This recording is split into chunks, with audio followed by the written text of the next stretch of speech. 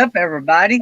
It's already Thursday. This week's nearly over. We're down into looking forward to the weekend already. Can't wait. Got a lot of things going on. We got a lot of work to do, and then me and Tammy's got a little fun we're going to do towards the end of the weekend and take a couple day break. Something we've been planning for a long time. Can't wait to do that. So anyway, but got a lot of work ahead. So we're still going to be hit and miss for a few weeks, and so went out to the new place and trimmed trees and mowed the grass and sowed seeds and I don't know what else we did. Anyway, picked up a lot more things from the lands past and the house that I talked about earlier. I got to figure out how. I think I'm gonna have to upload my video to my Sims card or something and then upload it, or put it on Facebook and then send it. I don't know. I haven't issued. I did make a video for you guys of the house. I just got to download it to my Sims card on my phone and upload it to YouTube somehow as a video or put it to my editor and edit. I don't know what I got to do. But anyway, I'll try to get that up in a few weeks. And so you all can see that. I think you'll like it. And so I've been hanging or putting some of the stuff we find around the old fireplace in the old house. So, but that won't be in the video because I just thought to do that yesterday. So a lot of it, just those scrap iron pieces off tractors and stuff, I've been giving Dad to haul off. And I thought, I need to keep a piece or two of that because I tell a little bit more about the history. So, but we'll work on that maybe when we get settled down in the new place, and maybe it may be that long before I get to work on the video. So, but got that going on. Tomorrow, no show. I was originally scheduled a bus inspection, but they already did it. But I'm going to go ahead and take off anyway. So, because me and Tammy, if everything goes right today, maybe if they tell us something, me and Tammy's going to be in Tuscaloosa, Alabama tomorrow evening, paying for our new house. And so that's a 2.5 hour drive one way. So we'll be going down there to do that. And then that's when it really starts to get crazy. Sometime next week, we're supposed to get paid for the house. If nothing changes, and we should hopefully hear today. It's been 2 or 3 days. I was hoping to hear something yesterday, but maybe at least by today. So, but no rush. We just want them to take their time. We don't want somebody buying something they don't know what they're getting. I think we've been as open as we know how to be. They've inspected it. They've termite inspected it. They've walked through it. We've gave them time. They've talked to people. They got prices. We paid them for repairs. We've been about as accommodating as you could get. So I've not done the Jury Holly thing, which is do stuff they didn't ask for. Not done that. I've done enough of that before they bought it, right, Felix? Don't do it. Backfires on you. Backfires on Jerry. But anyway, yep, she's still with us. So Stevie's all dusted off and still with us. Got that going on.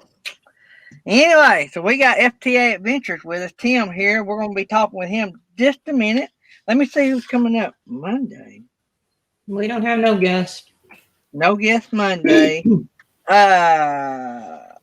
Don't know. I'm going to be away from the house Monday, so I don't know. Well, I'll be talking to y'all a little bit more maybe about what we're going to do there. I don't know. It's going to be hit or miss next few days, so y'all just bear with me. If you don't see me on, don't worry about it. So check the community tab. Yeah, that's where everything is. Also, Felix and Nettie and Jerry, all them yahoos have my number, so they'll know if something's wrong with me. Anytime you don't see me. Oh, we know, Gary. We know what's wrong with you. Yep, stuff doctors can't fix. Mm-hmm. So let's see who's in here right quick. Fantastic Travel. By the way, I love that name. That's Sherry from formerly RV Weekend. So I love that channel name. Happy Place Camping. Lisa's here. Undercover Angela. Thrifty Angela is in the house. His Way Homestead is here. KNR Destinations, Ryan is in the house. Nursing Our Travel Bug. Ooh, I know something about them that I can't say. Well, I might can say it, but they didn't tell me I could. Let's see. Chasing America's here. Little Bit Crazy 84 is in the house. Two Wheels and a Tent is here. Purple Tube's in the house. Texas Family Camping is here. I think that's it for now. We got 9 here. Slow morning for some reason. Everybody's getting ready for the weekend. But did you see what Two Wheels and a Tent just put? All right, now rub it in, why don't you? Yeah. That's funny. I like them. That's funny. Yeah, buddy. Rub it in. Rub it in. Maybe one of these days I'll get to go see them. That if somebody asked me what my one concert I'd like to go to, that's it. Of course, right? Right. Yeah. Of course. But I like the Eagles, but I like Fleetwood Mac's got to be my, or Stevie Nicks as an individual is my all-time favorite. But her with Fleetwood Mac makes it better. Well, but Fleetwood Mac without Stevie Nicks, it wasn't even a band. What? Fleetwood Mac wasn't even a band without Steve. She was that band. Yeah, Stevie Nicks. The only reason they got famous is because of her. Yeah, I mean, take her out and they're nutting. Yeah, they existed before her, but to me, they were not the sound that we all love. And so that's why Stevie on her own is great, because she stands on her own. So His Way Homestead sings Stevie Nicks about 30 years ago. Yeah, buddy. Now we're talking. So, what's up, Tim? Not too much. How you doing? You a Stevie Nicks fan? I am. Of course you are. You're a guy. You're a Stevie how can you not be? Top hat and tambourine and all. Yeah. I'm behind Texas Family Camping with podcast. You can ask Felix. As soon as the show ends, I say bye and click off and I go. We're working on moving. I am concentrating my priority on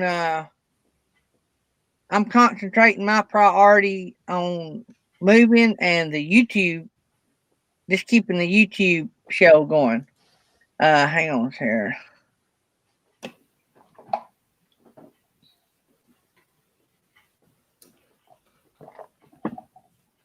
All right, I just had got something from the real estate company. So maybe that's good. So let me get back over here. Got to get this house sold. It takes my attention away. That was a text from the real estate company. What's FTA Adventures about? How'd it get started? So the channel's all about motorcycles, camping, travel, adventure. It all got started because I was passionate about traveling on motorcycles and I wanted to find a way to do more of that. I wanted to find work that I could be location independent and kind of travel full time, which I've now been doing for about 2 years. Yeah. So did somebody sort of talk you into doing the YouTube thing? No, it just it started with a lot of research about, how to make money online, wanting to share this passion with people and share my trips and my adventures. Basically, I found that I had a knack for tutorials and gear reviews and people were really enjoying that. So the channel grew and it just sort of evolved on its own. Nobody ever really gave me the idea. So when where did you get the idea to do this motorcycle style? Like, did you just see somebody else doing it and thought that was cool, or did you just have you evolved from something else to this, or what's the deal? Yeah, I mean, I've been riding motorcycles, since I was about 20, so, 15 years now. The traveling thing, though, I didn't know was something that people did. I didn't know people traveled on motorcycles. I had seen this documentary called The Long Way Round, which is Ewan McGregor and Charlie Borman. They ride motorcycles around the world, but it just seemed sort of like Hollywood to me. It didn't seem like a real thing people did. Eventually, at some point in my life, around 24, I was just kind of in an odd spot in my life and was looking for something more. I wanted, some great adventure where I could discover something about myself, essentially. I decided to just go out blindly on my motorcycle and try it out. I went for 2 months and I didn't know anything. I didn't have any of the right gear, any of the information. I just went out and just jumped in head first. And I absolutely fell in love with it. And from that moment on, I couldn't think about anything else other than the next trip. I got you. So you're not like full time, right? You're a weekender kind of guy, part time, right? No, I'm full time. Really? Yeah. So I'm new to your channel. Felix, or I think Felix, the one that told me about your channel, and I haven't had a chance to watch anything or to catch up. But so you're full time on the bike. Yeah. And everything you need is on that bike. Yeah, it is. Yeah, That's which is amazing. quite a feat in itself. I bet it is. Yeah. So, I mean, when you started telling people you was going to do this, did they not threaten to have you putting in a home somewhere or something? Oh, I definitely got some weird looks. Yeah, for sure. My family understands it now, but it took a few years. So, did you have somebody to help you get started in doing this, or did you just learn this all on your own, what you needed? I learned all on my own, and all of it I learned the hard way, because when I started doing this, I don't even know if YouTube was a thing, not the way it is now, to go and find these answers. And that was part of what got me wanting to start a channel was, there was nowhere to find all of this information in an easy to digest, way where you could learn how to do this stuff without having to jump in and learn with the learning curve, Right. which can be painful at times. Oh yeah, I bet, especially two-wheeling across the country. Oh yeah. So, do you still work a full-time job like on the road, or is this what you do? Is YouTube your thing? YouTube is my job. Every once in a while, I stop and do a little bit of work, odd jobs, construction, things like that. But this is my primary job. So, how long did you say you'd been doing? So, have you been doing the biking? You've been doing the biking longer than YouTube, right? So, how long have you been YouTubing your travels? I started about 5 years ago and started really taking it seriously about 3 years ago. And that's when the channel really started growing. So I've been full time. I was able to quit my job about 2 years ago. Wow. That's pretty good. Yeah. So I guess the way you go and with the products you use, you'd have to be loyal to those products. Are you getting a lot of requests from sponsors? I do get a fair amount. Some of them are not so great. A few companies have been really good for me, and they make some really excellent gear. So I'm proud to have them backing me. Yeah. So I'm trying to get a grasp on exactly what you do. So you got your tent, you got a pop out tent there. You put up pop up tent, not pop out, but pop up tent, and you go from there. But I can see a lot of sponsor opportunities for what you do, because you'd have to be sold on that product because you're roughing it. Yes, absolutely. Yeah. Yeah, he don't have a microwave. No microwave. No microwave goes with him, Gary. Yeah. I'm just going to put that out there right now. Yeah. I have a small stove that I use, but all of my gear too. It's not just that I'm roughing it, but the conditions can be really grueling. And I go off road too. Sometimes I drop my bike, so things get smashed in the cases. Everything has to be really, really rugged and very durable. And you know, using it every day, day in and day out. Something like a tent, if there's weak points, it's going to show up quickly. You know, I'll Yeah. find out. Oh yeah, yeah, yeah. You'd be a good person to test products, and not just for review, but for development. Hmm. Because you're not just a backpacker with this stuff. You're more than that. You're a backpacker at 60 miles an hour Yep. on dirt roads, wind, rain, Oh, yeah. blowing 60 miles. Blowing wind at 60. And I mean, I guess their product has to go to a whole nother level versus because you use a lot of backpacker equipment, I'm sure, I do. through Yeah, hiker stuff and that kind of stuff. So is that a absolutely. cooler I see mounted to the side? No, those are just hard cases. They're just aluminum cases that keep all my gear in. I got you. So I guess you have to be really, I guess, you have to keep yourself. I don't even know what the word I'm looking for. In other words, you have to watch what kind of equipment you buy because of the space and the weight. Exactly. Discipline. I guess that's the word I'm trying to say. Really discipline.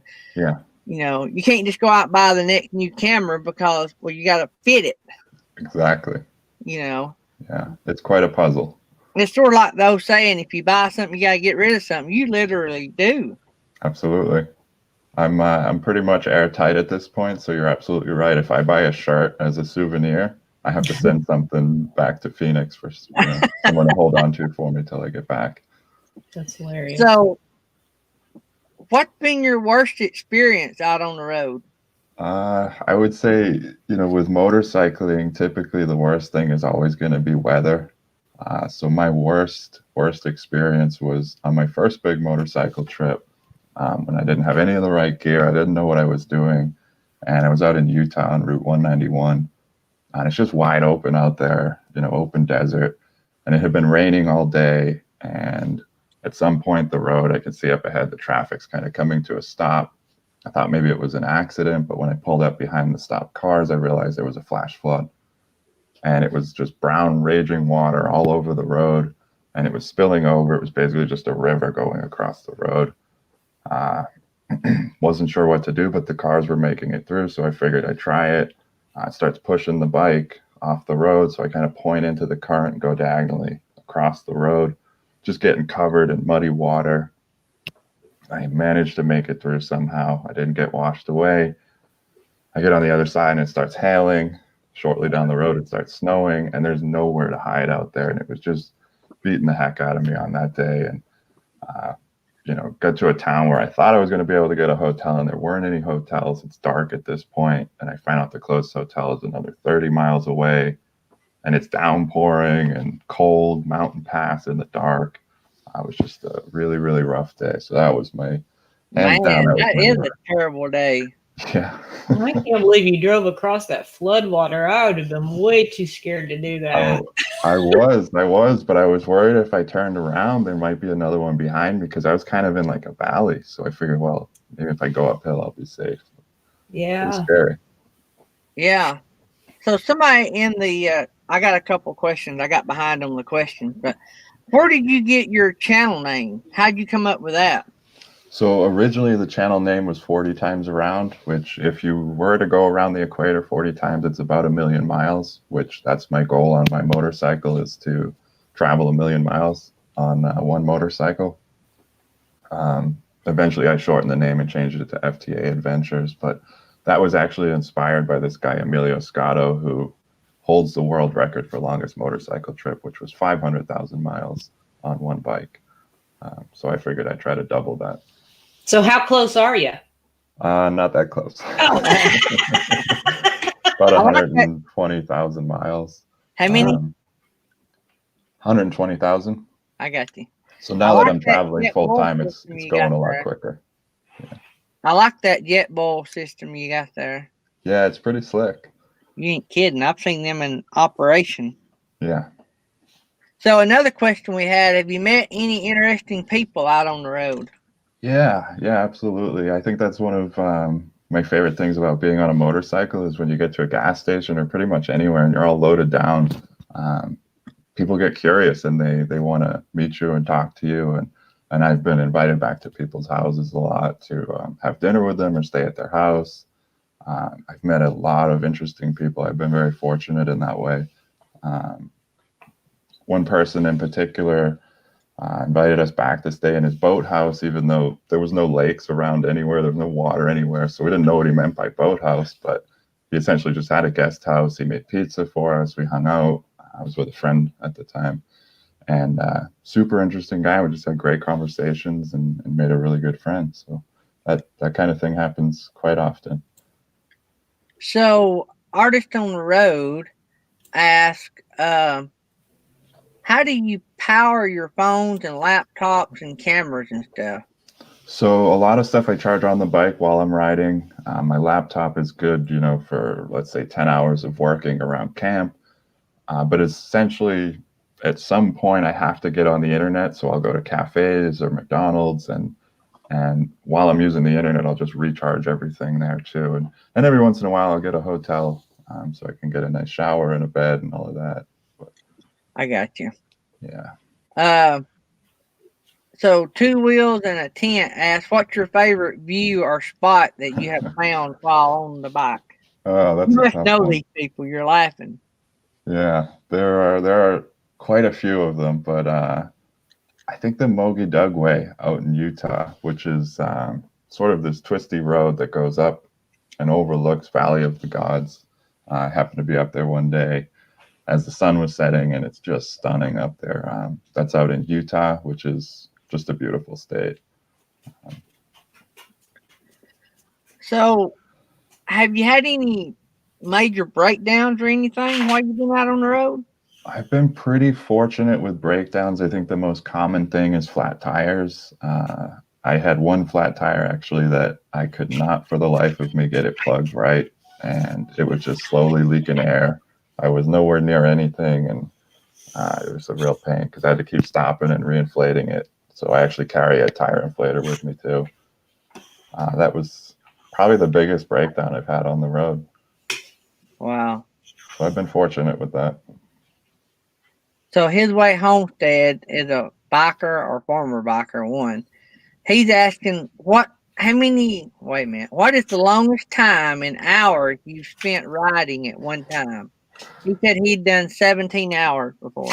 Yeah. So a few years back, I had this thing with trying to ride really, really long miles. There's this association called the Iron Butt Association, and they give out awards for more than 1,000 miles in 24 hours or 1,536. So on my first attempt, I rode from Phoenix, Arizona up to Yellowstone and decided to turn around and keep coming back. It ended up being like a 36-hour day, about 1,500 miles. So it was a very, very long day. Wow. I couldn't have done that. I'd have been out. Yeah. I'd have been scrap metal on the side of the road. Yeah, I don't do that too much anymore. Man, I'm not tough. So is that pile of stuff in the background what you carry with you everywhere you go? That is all of my camping gear. Yeah, that's not my tools are in there. Yeah, that's everything. Yep. And you pack all that on that bike. Oh, yeah. That's so crazy. That's a lot of stuff to squeeze. And I thought I was good at organization. You really got to be organized to do that. Yeah.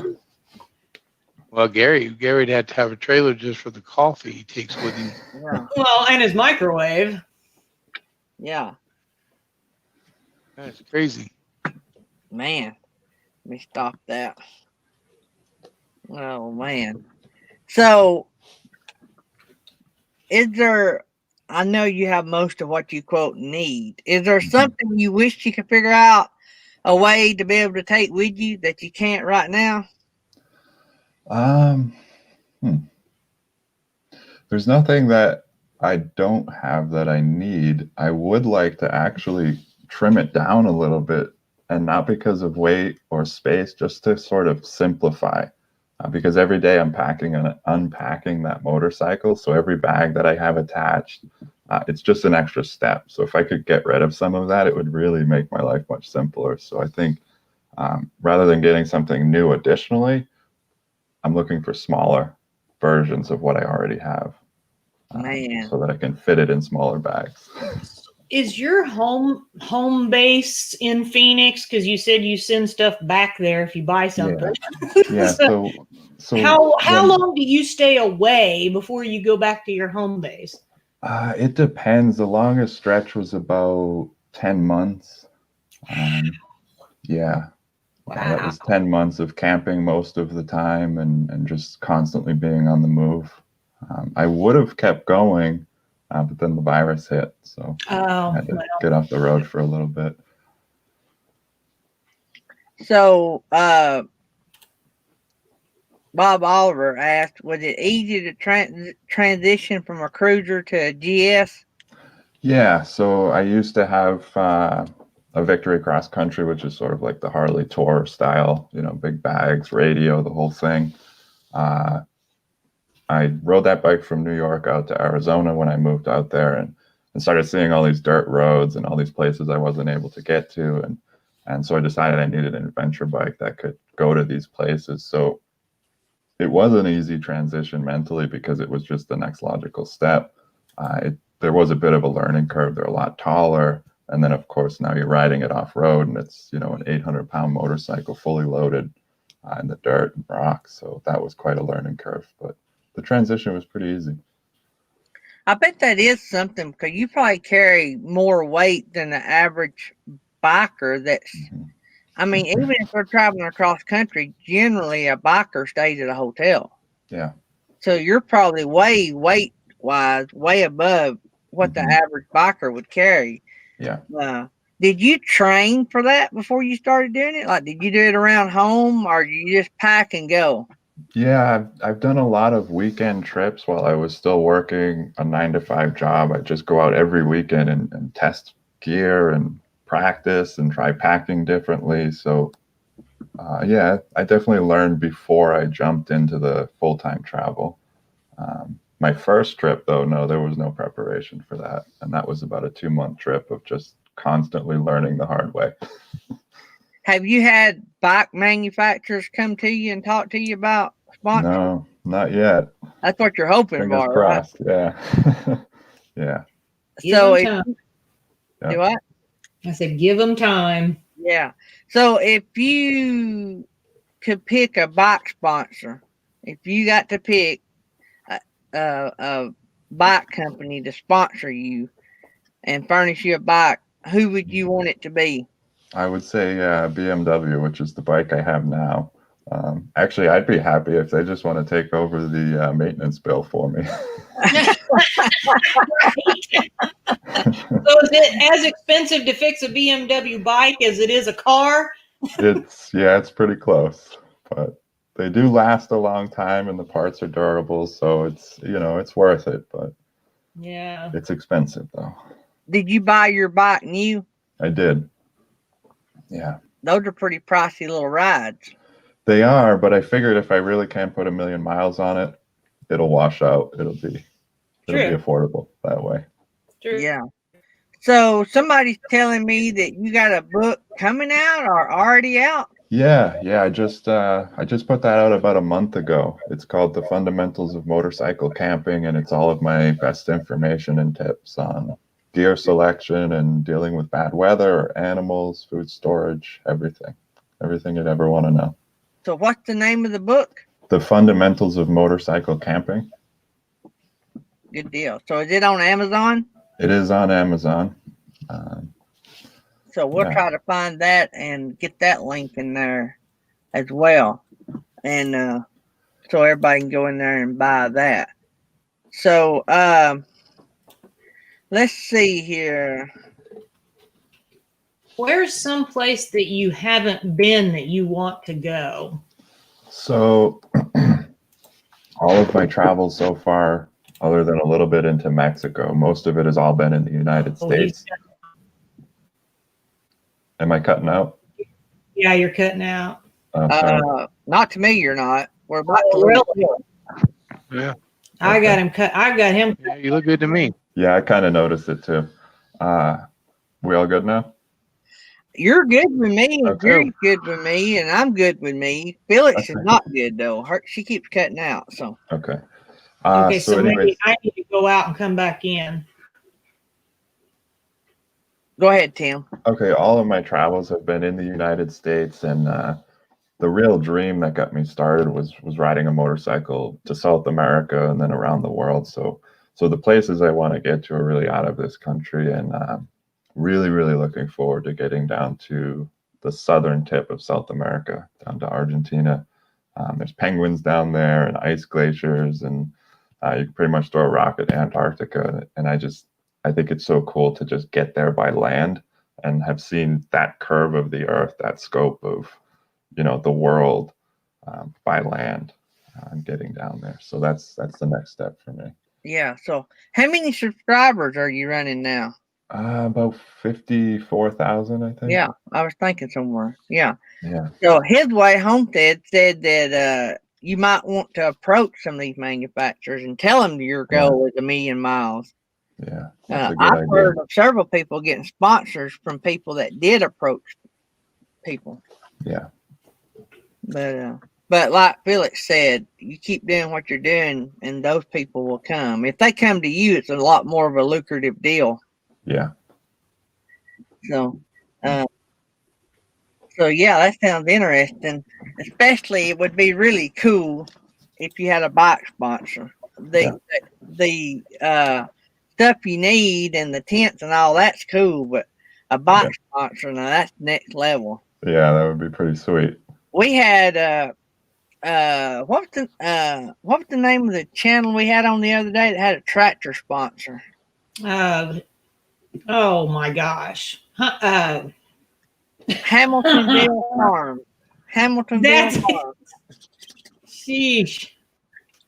They had a tractor sponsor, but they approached that tractor company. They were at some kind of show, and they told them, say, look, this how many views we get and all this, and somebody just happened to walk up while they were talking to that tractor company and recognized this boy and talked about how he liked his show and all that, and so that helped. But yeah, you just never know. You never know about sponsor. You don't know how. A lot of times we don't know how we can help a sponsor. So, especially me, I don't know how. Because we're so small. But let's see here. Aaron Jimison asked, "What was the first motorcycle you ever drove?" Yeah, I was 17 years old, and the first bike was a Ninja 600.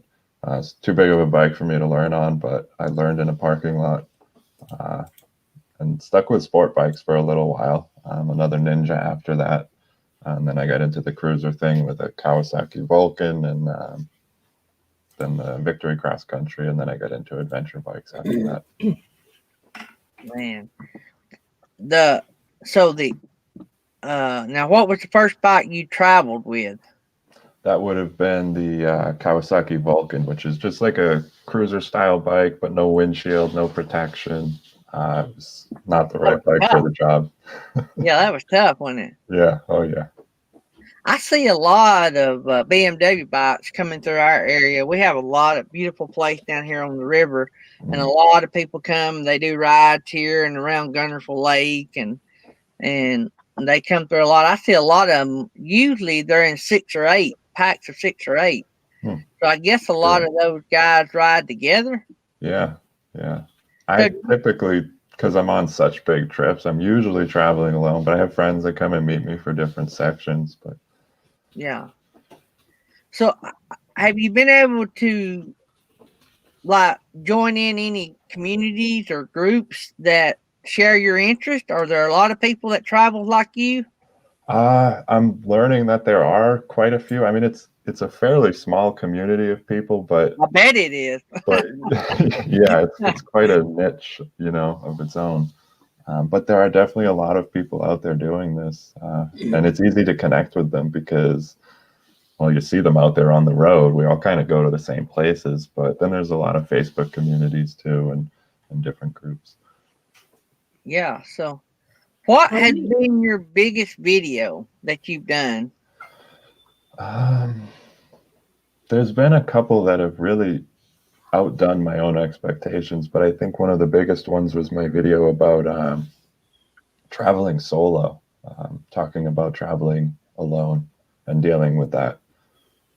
Because it can be difficult. You can get lonely or scared if you're camping out in, the wilderness with the bears and cougars. Yeah, like somebody else is going to help you. The only thing that benefits if you're camping with a friend out there where there are bears and cougars, you just want somebody that can run slower than you. Exactly. Yeah. See, he knows. I am never going camping with him. Yeah.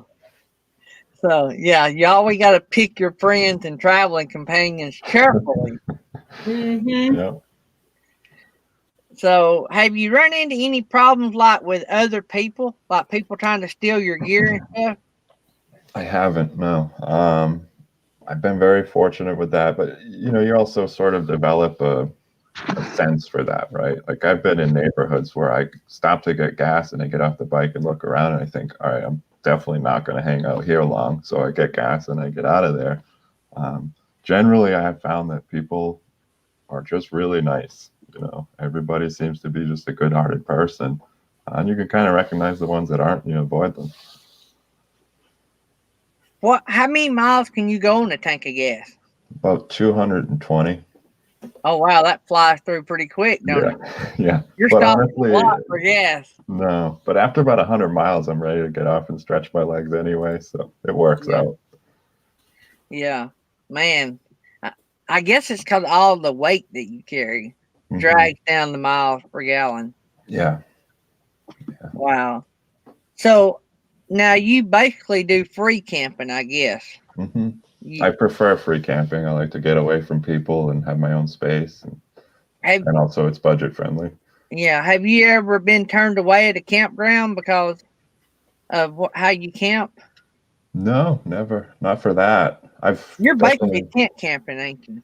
What's that? You would register as a tent camper anyway, wouldn't you? Yeah. Typically, I don't go to paid campsites. Sometimes, I get caught in a place where it's just everything's packed and I have to get kind of creative. Even the dispersed camping has been crowded lately. So I kind of have to do some stealth camping. Yeah. Stealth camping, the way you camp, would be difficult.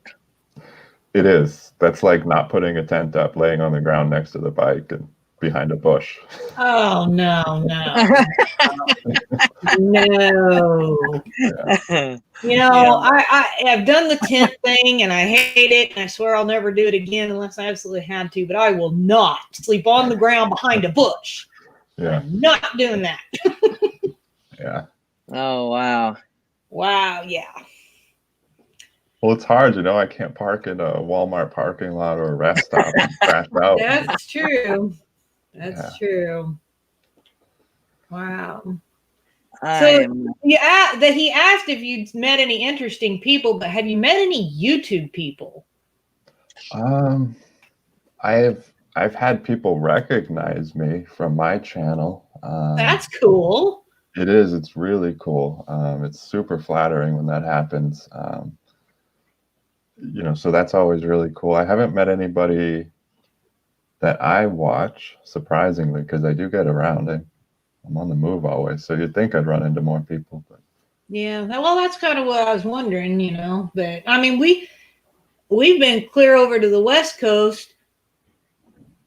We didn't run into any YouTubers. And I kind of thought that was weird because I thought for sure we would run into some. And we even knew that some were supposed to be kind of heading in that direction. And we still didn't run into anybody. So I don't know. Or they saw us and was like, oh my gosh, we got to go this way now. They were avoiding you, Phil. Yeah. So, that's what Jerry tried to do. He told me to come meet him. Then I saw him running when we pulled up to the house. He was running as fast as he could. But poor Judo. I run faster than Jerry. I don't run Wow. faster than a lot of people, but I can run faster than Jerry. Bob was asking, how's the GS treating you? The GS has been great. That's the bike I have. It's an R1200 GS. I haven't had any major issues with it other than a clutch, which was operator error anyway. So bike itself has been great.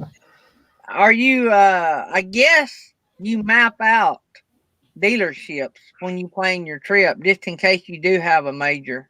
It's pretty easy in the United States. You're always, within 400 or 500 miles of a dealership. Most of the work I actually do myself, so getting parts might be an issue, but getting parts and having a place to do the work is the issue. But yeah, I usually have a general idea of where things are. Was you on a trip when the clutch went out? No, fortunately, I was local for that one. I tend to push it a little more off-road when I'm close to home. So. Oh man. Yeah. You got to take care of that baby. It's your home. Oh, I know. And if you want it to make it 1,000,000 miles, you got to pet it. Yes. So, do you know anybody that's got a bike like yours? What's the most amount of miles you've seen anybody put on a bike like yours? I've heard of people putting 1,000,000 miles on these bikes, not in one trip, but yeah, it happens. Actually, a few years back, somebody did it on a Harley. It's been done on a few other bikes too. So it can happen if you take good care of it, which I do. I'm good on maintenance. I ride it kind of hard, but I take good care of it. Well, the good thing is you bought that bike new, and so you can document everything, can't you? And so when you get 1,000,000 miles, you can go to BMW and say, hey, I need a sponsor. Yep. This is the first 1,000,000. You want to be along for the second. Yes. Or I'll ride a Harley. Yeah. So, have you been to Mexico or Canada any? Yeah, a little bit in Canada. I was up near Toronto. That was pretty cool. And then last winter, I was looking for someplace warm to go. So I went down to Baja for about 2 or 3 months, just riding around down there. And I stayed in La Paz for a little bit. Actually, that's when the virus hit. So I had to leave and get back to the States. So looking forward to getting back there, though. I have a few trips down to Mexico planned. So looking forward to that. It's a beautiful country. So the people you met out on the road, have you met some like me? Of course, I've not met some of my friends here, but have you met people you consider lifelong friends now that you never knew before? Yeah, definitely. Some on the road and more so through my channel. I make friends on the channel. I meet up with them, and we hit it off. We end up going on a bunch of trips together, and definitely, when you go on adventures like that with somebody, you definitely bond with them. How many miles? In other words, do you set yourself goals? I'm going to do so many miles per month. Mm-hmm. So, how many miles a month do you try to do? I guess I work a little shorter than that. So, like, I would say, maybe a weekly goal. Depending if I'm on a mission to get somewhere, maybe it's 1,000 or 1,500 miles in a week. I've really slowed down quite a bit. So that would be, 200-300 miles a day, maybe take a day off, that kind of thing. You're not getting any younger. If you're going to do 1,000,000 miles, you're going to step up your game.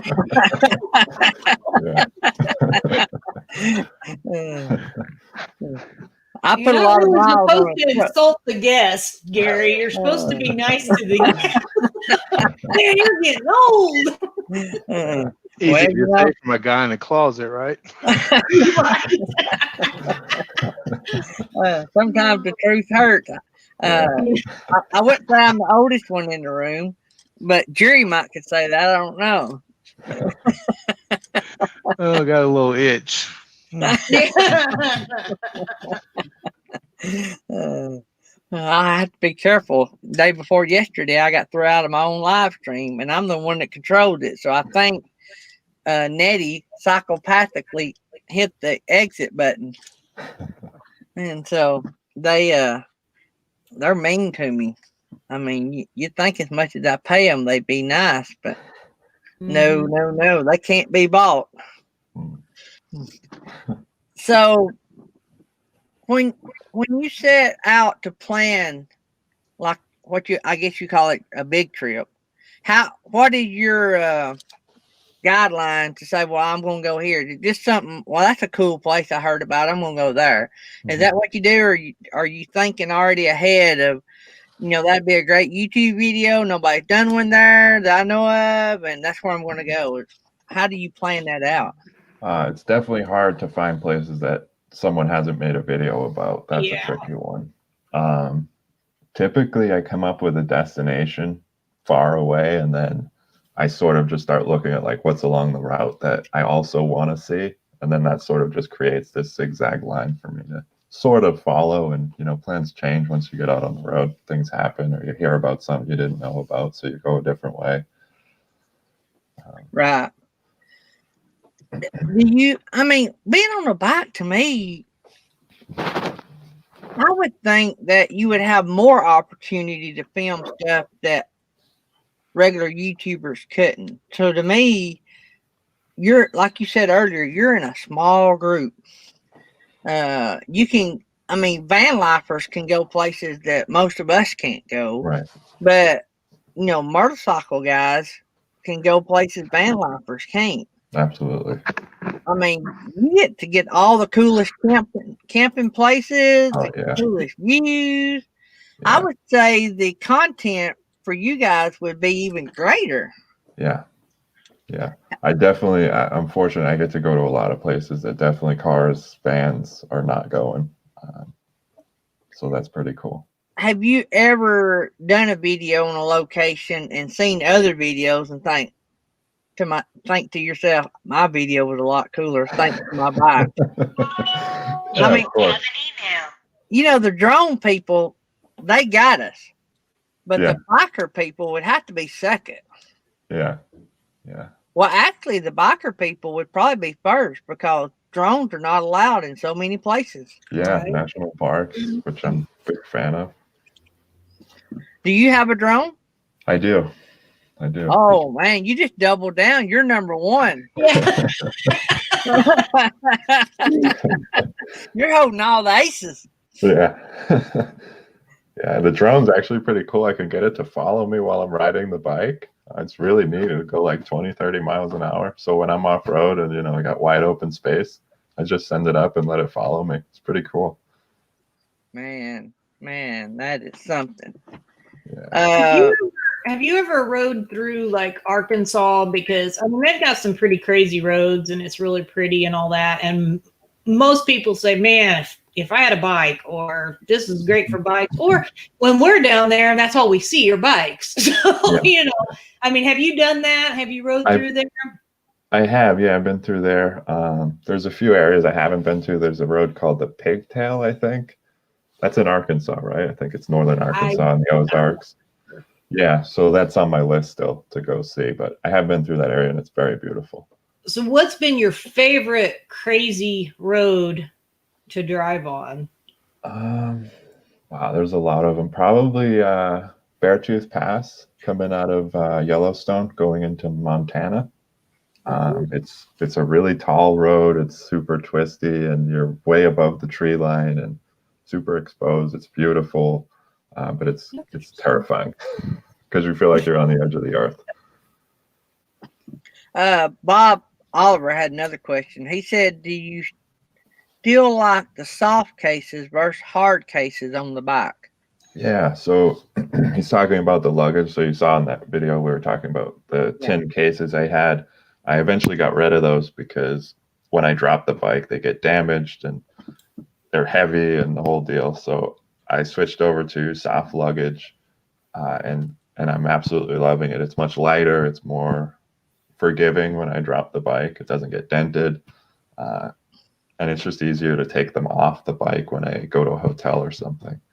So I do like the soft cases better. And a lot of this camera equipment now is durable. So as long as it's in some kind of padded case, you're good. Yeah, exactly. Texas Family Camping wanted to know what drone you have. It's the Mavic Air, the original Mavic Air. I've been very happy with it. I got a good deal on it. So So our Epic RV Adventures, he's not in here, but I know he would ask the question, did you get the insurance on it? I didn't actually. Let me tell you what happened to Michael at our Epic RV Adventure. He, when he bought his, he was under the understanding that he had added everything, insurance, everything. But he got one and had to return it for a different one. And something, I forget exactly all the details. But anyway, in the process, the insurance got dropped off. And so it was just him purchasing the drone. And he crashed that bad boy. Brand new. I mean, like it was weeks old. Yeah. He crashes it. And so he sends it off to get it fixed. And yeah, it wasn't cheap, but I think when he got it back, he had insurance on it. But a little miscommunication there.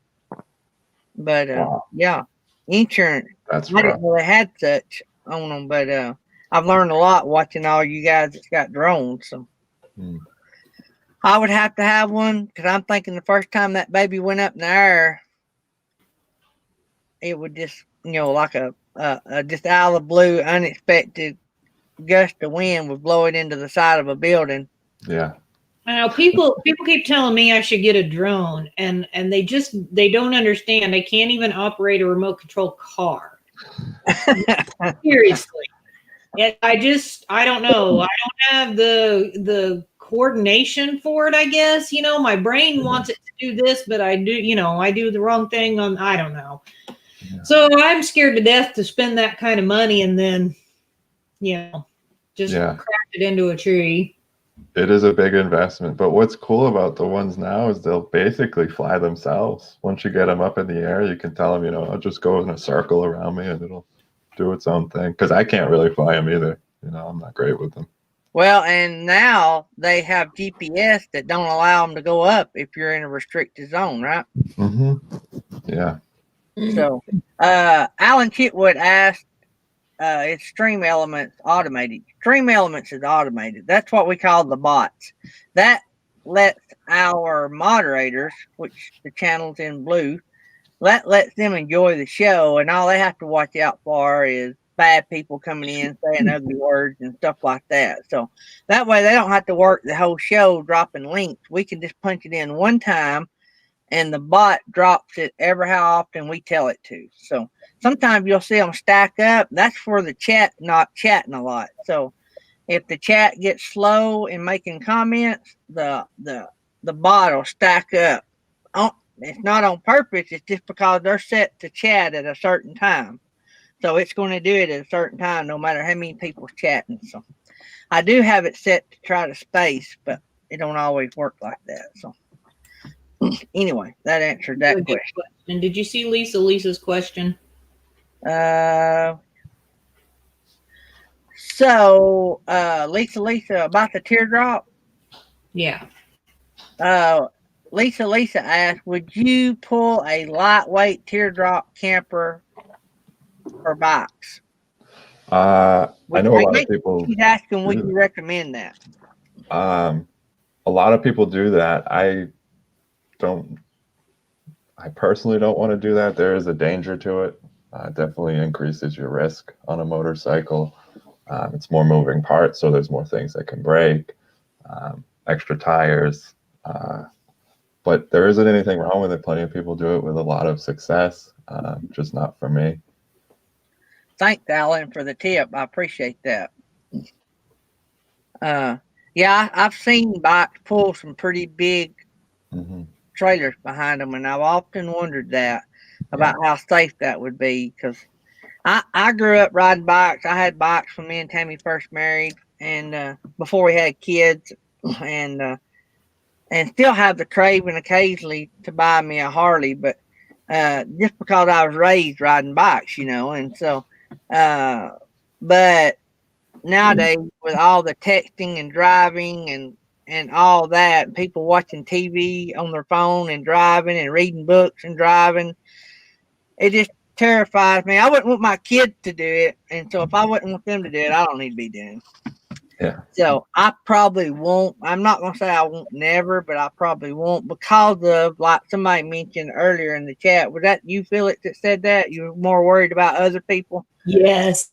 It's the other people that scare me. Yeah. I mean, I don't ride a motorcycle. As close as I get is a little Yamaha scooter, but it's still the other people that scare me. Absolutely. So Fantastic Travels has the question, and we're known for this question on our show. And some of the best videos ever produced by our crew members is Felix, and it talks about this very subject. So, matter of fact, I think that video has now surpassed 10,000 views. It's at almost 11.5. Okay, so the question is from Sherry, one of our members, Fantastic Travels. What do you use to go to the bathroom? So I have a little spade, shovel, and toilet paper and hand sanitizer all in a little kit. Very easy to get to because, sometimes it's an emergency. So, so I dig a hole. When you gotta go, you gotta go. Exactly. Well, I noticed, and I got some more questions I gotta ask You're you. thinking we're absolutely crazy for asking that question. We're known at the Potty Channel. Other than Matt's RV reviews, we're next Matt's RV reviews talks about RV potties and best location. We talk about alternatives. Yeah. We want to know because not everyone has, a fancy toilet with, plumbing. Right. So, by the way, Felix travels in a converted cargo trailer. Nice. And so he trucks a little bit more than me and my wife in our 27-foot toy hauler. So, my question was, before I asked this next one from Bob, was, so I know you got a stove and all, but do you eat out a lot at restaurants? I do actually. So typically I'm using that stove for breakfast while I'm still at camp. But once I leave for the day, I grab a snack somewhere. But dinner, because I'm traveling to so many different places, if I'm in Texas, I want to get barbecue. If I'm in Miami, I want to get Cuban food. So I'm just going out, and that's a big part of travel for me is food. So I do eat out quite a bit. Do you like the mom and pop restaurants or Absolutely. the unique little restaurants on the side of the road or whatever? Is that what you try to do? Or Yeah, definitely. Of course, like supporting local businesses and the places I'm traveling through, but also, this is where you find these like hidden gems, Exactly. Yeah, that would be fun to do that. Yeah, I actually told my husband once that I would love to be able to take a trip and just go all over the United States and just hit these different little restaurants, just find these crazy little restaurants sitting in some weird abandoned town or whatever, because I think that would be cool. Some of those do have the best food. I always try to get on Facebook and tell people about where we're going and let them tell me where the best place to eat and try it. I've done that, and that doesn't always work out.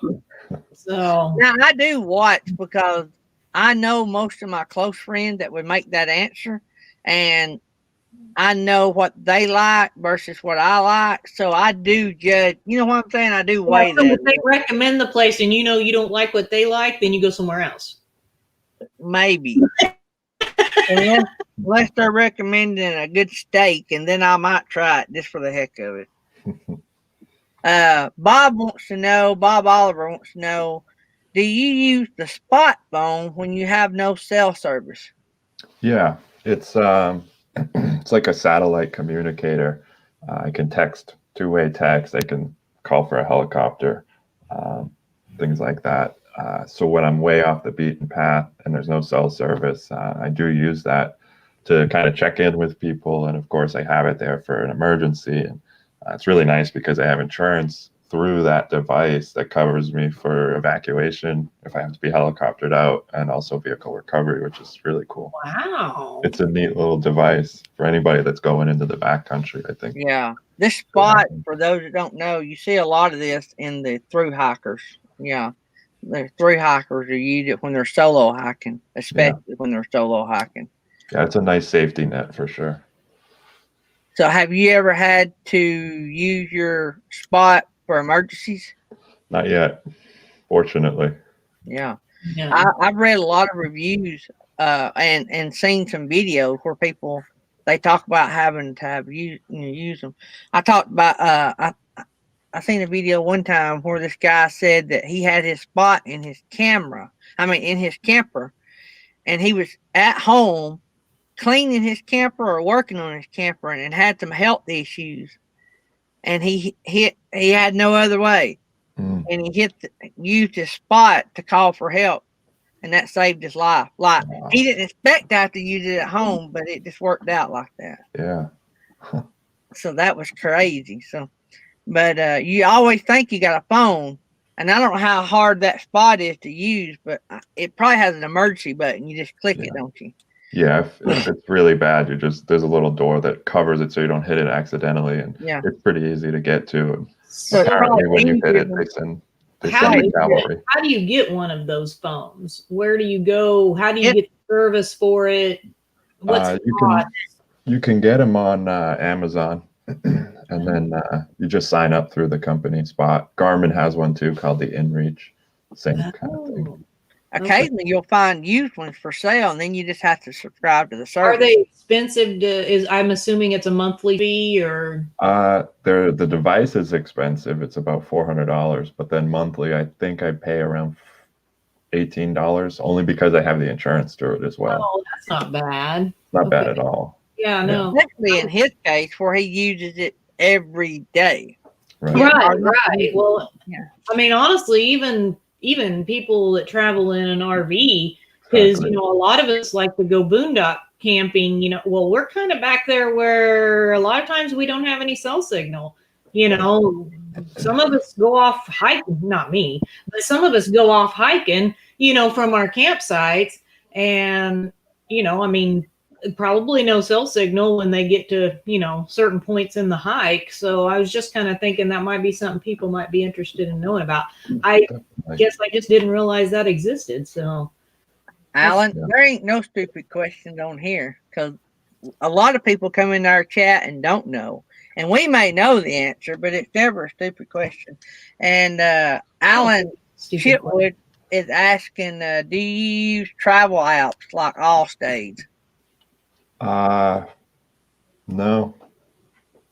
How do you plan all this out then? Google Maps. So how do you know where to stay? Do you just wing it every time you go? Oh my gosh, I couldn't do that. That makes me have anxiety just thinking about it. Yeah. Part of the thing with being on the road in general, I'm sure you guys deal with this too, is you don't always know where you're going to land at the end of the day. So planning too far ahead, you could end up with a reservation that's, you're no longer safe to keep driving or keep traveling, and now you have to push because your reservation is another 100 miles away. So I pretty much just head for a national forest, and when I start getting tired, I'll dip down a dirt road and find somewhere to sleep. See, we don't typically do campgrounds when we travel long distances. We try to keep it as cheap as possible because we're tightwads and we don't want to spend the money. And we like being on the BLM lands and stuff, the forest roads. We like to be away from, we're not going on a trip to be around people. We're around people, when we go to, I don't work, but when my husband goes to work, when we go to Walmart, we're always around people. We want to be away from the people.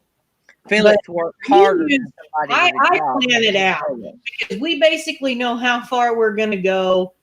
For the most part, we have here and there we've had to adjust, because we decided we didn't want to go as far, so we kind of had to change what we did, or we went farther, But we use different little apps to find the BLM spot. So how do you know? I mean, you just keep driving until there's a forest road. I mean, is that what you do? Most of the time, yeah. Okay. Well, now we know. There is one app that I use, actually. I just thought of this. It's called iOverlander, and they have pretty good. But but part of the problem with a lot of those apps is they'll tell you about like a Walmart parking lot, for example, or places that you can sleep in a van or a car or an RV, but you're not allowed to in a motorcycle. Yeah. Well, and we've come across that a lot of them they're not updating their sites very well, because we will see, hey, you can go to this, this Walmart parking lot, and you can click on the reviews and you can see where people said, oh, well, it's posted now. You can't. You can't sleep there. You can't overnight there. And we've run across that a few times on some Walmarts, or we get there and it's posted, even though that app said we can, which we know Walmart, they're getting more and more like that, but yeah. So, I mean, they need to probably update a little better on some of those apps, because I think we maybe rely on them a little too much. Most of us like that. I'm a planner. I don't know if I would want to do that whole driving and, oh, there's the forest road, we can go down that one. I don't know if I can do that.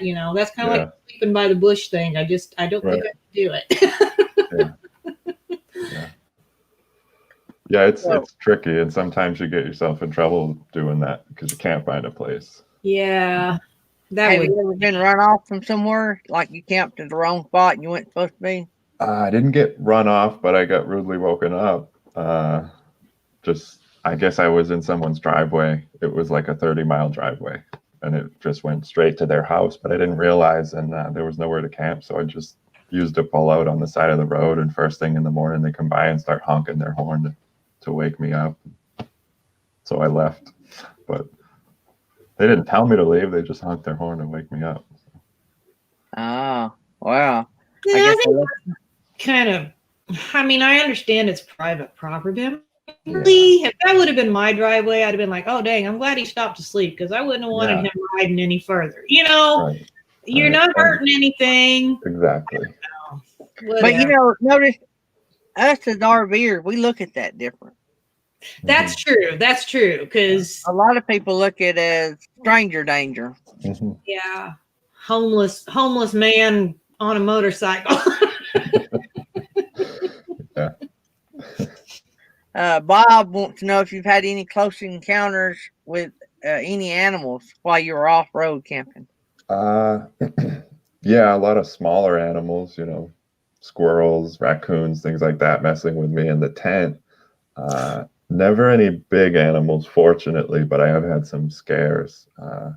Up in Idaho, I thought there was a mountain lion outside my tent. I'm still not sure, but Ooh. I had seen one in the area earlier. I know what he used for a potty that time.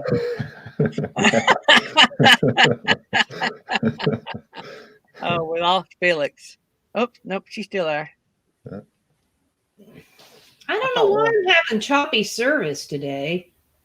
I don't know. The weather switched back to really warm. Maybe it freaked out my internet. I don't know. It was like 40 yesterday. It's like 80 today. Thin Blue Lane RV Life come in the house. Hey, guys. Captain Jack was in here a minute ago. Yeah, I seen Captain Jack. I forgot to say hi. Roy and Becky came in. I forgot to say hi to them as well. I might have missed some people. I hate that. It's hard to keep up with. I have a question. I was watching another channel that's a motorcycle. They travel and camp. I don't remember which channel it was. And they mentioned that there is I don't know if you know what like Harvest Host is for like RVers, where they can pay a yearly fee or whatever, and they can get these wineries, blah, blah, blah. Anyway, there's one similar to that that's for motorcycles. And where you can, I guess they pull it up on their app, and it'll show people who basically have said you can stay at in their driveway or on their property or whatever. You just pay this fee, and all these people that are part of this, it comes up on a little map. Have you heard of that? Or I've heard of things like that. Yeah. I like that idea. Is that something you've ever considered getting? Yeah, I probably should. I was just wondering, getting honked at in somebody's driveway. I was just thinking, but yeah, because I didn't realize they had one for motorcyclists, and I thought that was pretty cool because these people actually used it And they were pretty close to somebody in this town, and they're like, "Yeah, come on over." And they just pulled into their driveway, and I don't know, had a place to sleep. And I was like, "Wow, that's pretty cool." Didn't know that existed. So I was trying to read over the chat here. Roy and Becky's talking to somebody about Q21. So, well, man, this has been cool and fun. Yeah. And where are you headed to next, if you don't care to say? Right now I'm up in San Francisco. I'm heading back to Phoenix for a little bit, and then probably down to Mexico from there. Wow. Yeah. So they open those borders up then? Yeah, they're letting U.S. citizens in and out. I didn't know that. Okay. Yeah. I try not to follow the news. It's pretty depressing. So I don't always know until somebody tells me something. Yeah, me too. Yeah. I did drop the link in the chat to your book. Cool. So I dropped the link for the paperback, but there is a Kindle version I saw. So if you guys are going to the e-readers, there is a version for that. I don't even know how much it was. I was looking for the link, and $24.95 for the paperback, $9.99 for the Kindle. Or yep, that's what it looks like. That's what I see. So I guess you can get the Kindle version off of that link that I dropped too, because it shows both on now. Awesome. So good deal. Y'all go pick up a copy of his book and go check out his Facebook page and tell him we sent you by there, and support Tim and all his adventures. And if you know somebody at BMW, we know somebody that needs a sponsor. He might take you out for a barbecue sandwich if he was to seal the deal. That's true. I would. He will dig you a hole to use after. Well, Tim, we appreciate you coming on our little show. Yeah, thank you guys so much. This was a blast. Thanks for being here. Wish the best to you, and be safe out there, and watch for the dummies. Yes. Texting and driving, and keep your distance. Yeah. Thank you guys. Crossing those waters, my gosh.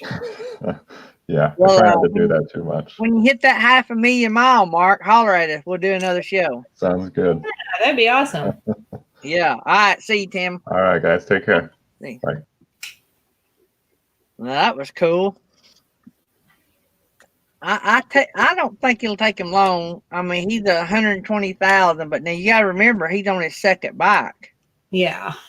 So it probably won't take him long to get to that 500,000 mile mark. I bet his fuel bill is outrageous. I bet it isn't that bad. Yeah, I know he can't go real far without having to stop and refill, but I mean, we didn't ask him how big his tank is, but what's a typical motorcycle tank? I don't know. I wouldn't think an adventure bike would be very big. A touring bike might be big, but yeah, it wouldn't be bad like a full-size truck pulling a fifth wheel by no stretch. And you're actually out in the world that you're exploring when you're on a bike. I mean, you breathe the air, and good, bad, or otherwise. Yeah. I bet you do learn a lot about watching the weather and stuff, don't you? Oh, yeah, you do. Of course, it kind of sounds like you didn't really have a choice. Yeah. In that one situation. Man, I bet that hurt getting smacked by that hail. Oh. K&R's bike takes $12 to fill 6 gallons, and they can do 250 miles. That's 6 gallons on 250 miles. So, but they got a big bike. Yeah, but that's still cheaper than pulling an RV. Oh yeah. Yeah. Yeah. See, K&R should have started doing that motorcycle camping thing. Yep. They could have done that.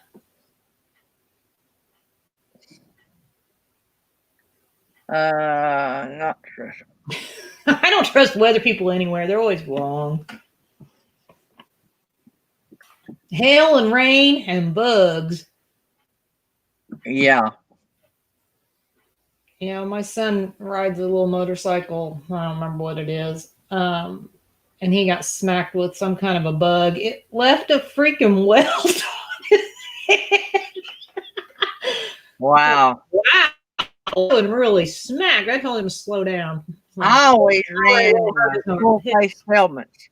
I didn't like an open faced helmet. I always ran full face helmets.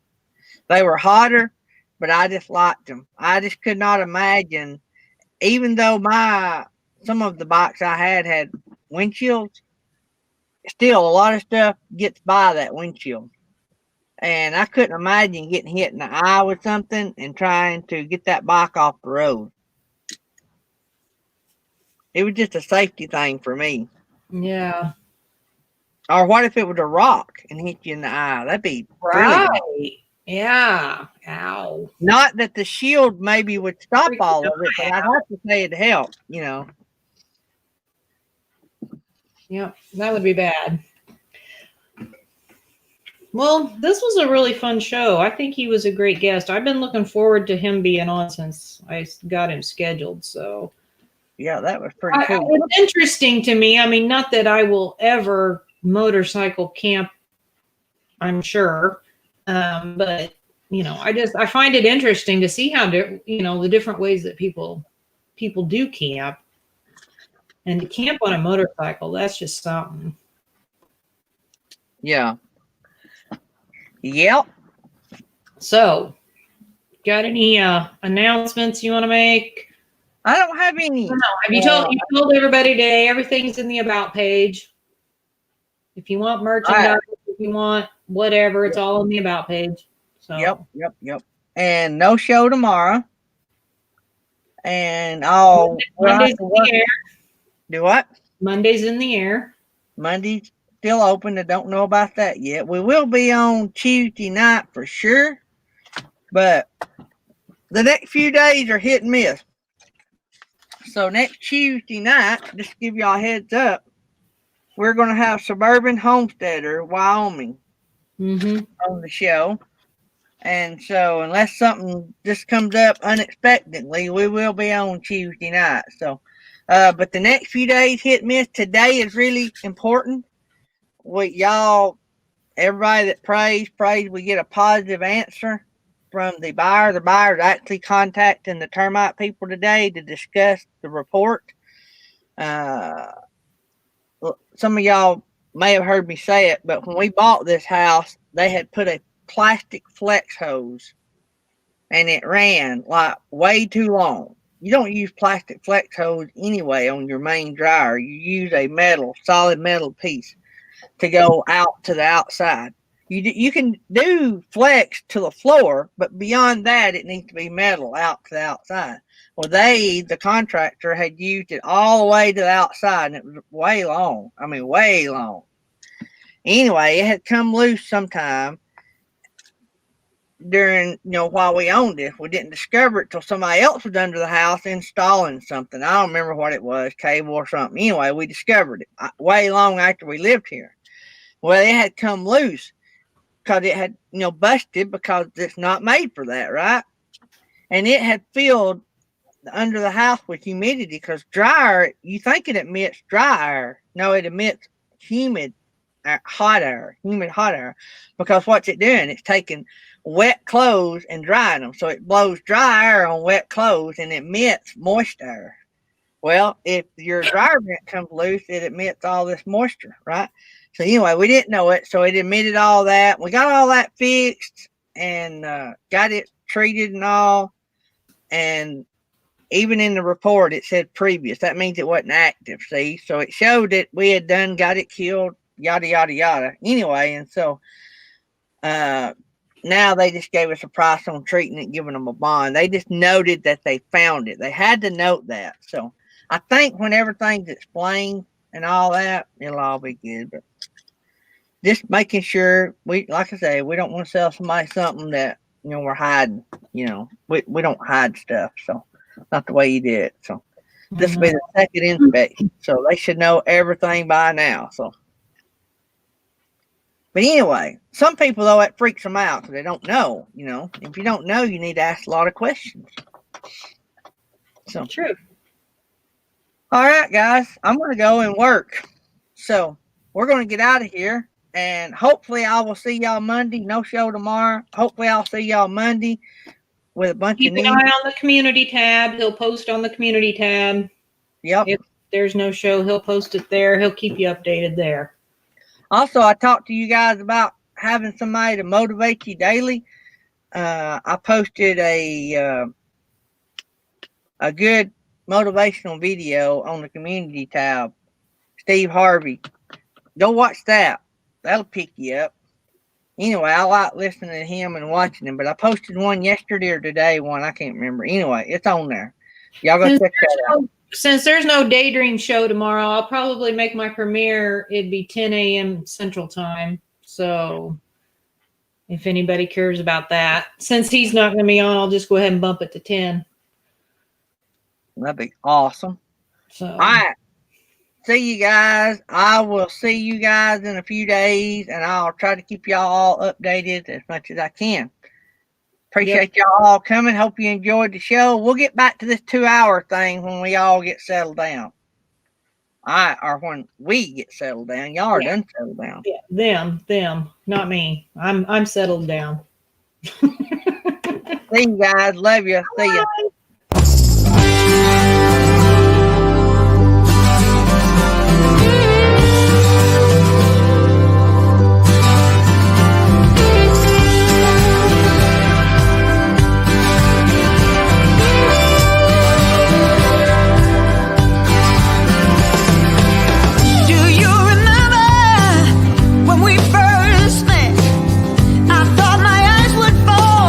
Straight out of my head. Guess we all